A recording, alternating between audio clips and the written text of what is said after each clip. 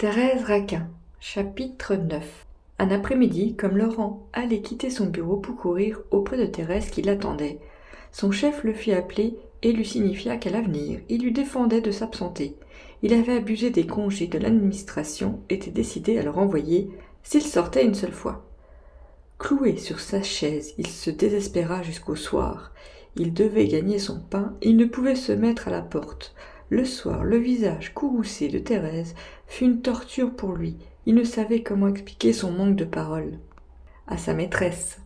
Pendant que Camille fermait la boutique, il s'approcha vivement de la jeune femme. « Nous ne pouvons plus nous voir, lui dit-il à voix basse.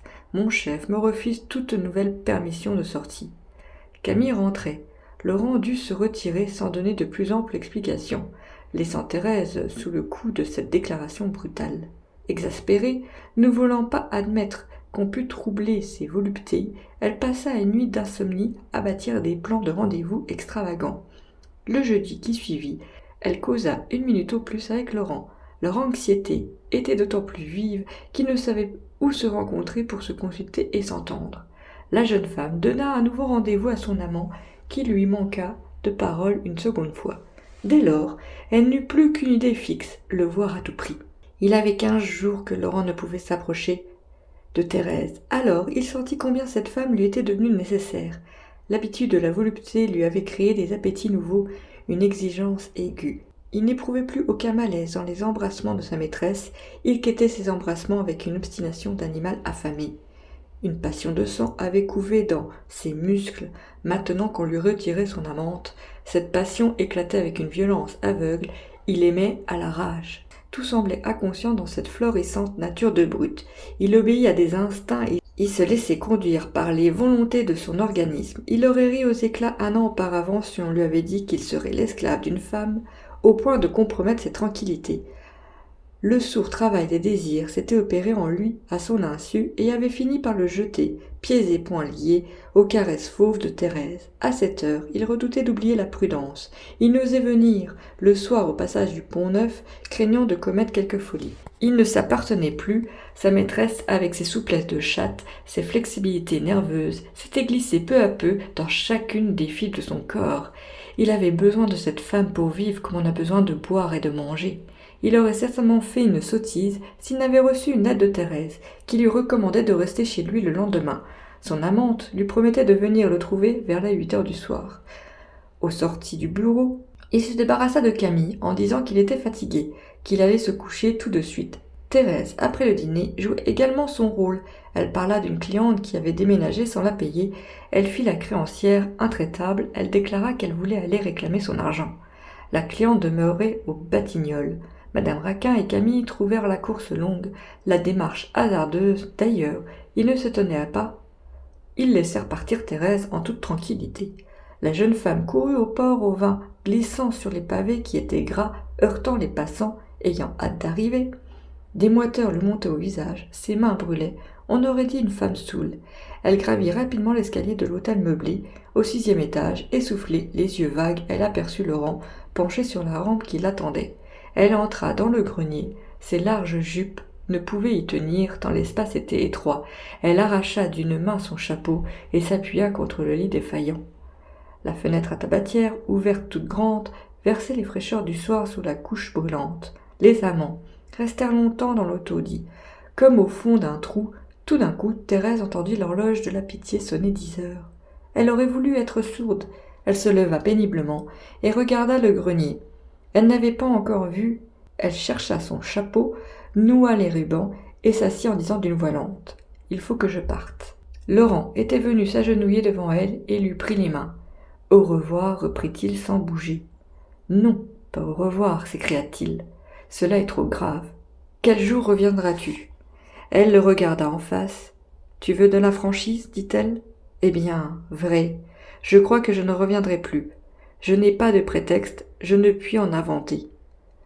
Alors, il faut nous dire adieu. »« Non, je ne veux pas !» Elle prononça ces mots avec une colère épouvantée. Elle ajouta plus doucement, sans savoir ce qu'elle disait, sans quitter sa chaise. « Je vais m'en aller. » Laurent songeait. Il pensait à Camille. « Je ne lui en veux pas, dit-il, enfin, sans le nommer, mais vraiment, il nous gêne trop. Est-ce que tu ne pourrais pas nous en débarrasser, l'envoyer en voyage quelque part, bien loin ?»« Ah oui, l'envoyer en voyage, reprit la jeune femme en hochant la tête. Tu crois qu'un homme comme ça consent à voyager ? Il n'y a qu'un voyage dont on ne revient pas, mais il nous enterrera tous. Ces gens qui n'ont que le souffle ne meurent jamais. » Et il y eut un silence. Laurent se traîna sur les genoux, se serrant contre sa maîtresse, appuyant la tête contre sa poitrine. « J'avais fait un rêve, dit-il. Je voulais passer une nuit entière avec toi, m'endormir dans tes bras et me réveiller le lendemain sous tes baisers. Je voudrais être ton mari, tu comprends ? » « Oui, oui, répondit Thérèse frissonnante. Elle se pencha brusquement sur le visage de Laurent. Elle couvrit de baisers, elle égratignait les brides de son chapeau contre la barbe rude du jeune homme. Elle ne songeait plus qu'elle était habillée et qu'elle allait froisser ses vêtements. Elle sanglotait, elle prononçait les paroles allaitantes au milieu de ses larmes. « Ne dis pas ces choses, répéta-t-elle, car je n'aurai plus la force de te quitter, je resterai là. Donne-moi du courage plutôt, dis-moi que nous nous verrons encore. N'est-ce pas que tu as besoin de moi et que nous trouverons bien un jour le moyen de vivre ensemble ? » « Alors reviens. Reviens demain, lui répondit Laurent, dont les mains tremblantes montaient le long de sa taille.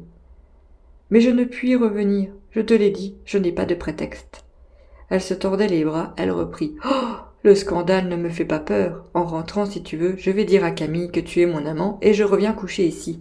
C'est pour toi que je tremble, je ne veux pas déranger ta vie, je désire te faire une existence heureuse. » Les instincts prudents du jeune homme se réveillèrent. « Tu as raison, dit-il, il ne faut pas agir comme tes enfants. »« Ah, si ton mari mourait !»« Si mon mari mourait !» répéta lentement Thérèse. « Nous nous marierons, ensemble, nous ne craindrons plus rien, nous jouirons largement de nos amours. Quelle bonne et douce vie !» La jeune femme s'était redressée, les joues pâles, elle regardait son amant avec des yeux sombres, des battements agitaient ses lèvres. « Les gens meurent quelquefois, murmura-t-elle, enfin. Seulement, c'est dangereux pour ceux qui survivent. » Laurent ne répondit pas. « Vois-tu, continua-t-elle, tous les moyens connus sont mauvais. »« Tu ne m'as pas compris, dit-il paisiblement. Je ne suis pas un sot. Je veux t'aimer en paix. Je pensais qu'il arrive des accidents tous les jours, que le pied peut glisser, qu'une tuile peut tomber. Tu comprends ? Dans ce dernier cas, le vent seul est coupable. » Il parlait d'une voix étrange. Il eut un sourire et ajouta d'un ton caressant. « Va, sois tranquille. Nous nous aimerons bien. Nous vivrons heureux. Puisque tu ne peux venir, j'arrangerai tout cela. Si nous restons plusieurs mois sans nous voir, ne m'oublie pas. Songe que je travaille à nos félicités. » Il saisit dans ses bras Thérèse, qui ouvrait la porte pour partir. « Tu es à moi, n'est-ce pas ? » continua-t-il. « Tu jures de te livrer entière, à toute heure, quand je voudrai. »« Oui !» cria la jeune femme. « Je t'appartiendrai. Fais de moi ce qu'il te plaira. » Ils restèrent un moment, farouches et muets, puis Thérèse s'arracha avec brusquerie, et sans tourner la tête, elle sortit de la mansarde et descendit l'escalier. Laurent écouta le bruit de ses pas qui s'éloignaient. Quand il n'entendit plus rien, il rentra dans son taudis, il se coucha. Les draps étaient tièdes, il étouffait au fond de son trou étroit que Thérèse laissait. Plein des ardeurs de sa passion, il lui semblait que son souffle respirait encore un peu de la jeune femme. Elle avait passé là, répandant des émanations pénétrantes, des odeurs de violette, et maintenant il ne pouvait plus serrer entre ses bras que le fantôme insaisissable de sa maîtresse. Traînant autour de lui, il avait la fièvre des amours renaissantes et inassouvies. Il ne ferma pas la fenêtre. Couché sur le dos, les bras nus, les mains ouvertes, cherchant la fraîcheur, il songea en regardant le carré d'un bleu sombre que le châssis taillait dans le ciel. Jusqu'au jour, la même idée tourna sa tête. Avant la venue de Thérèse, il ne songeait pas au meurtre de Camille.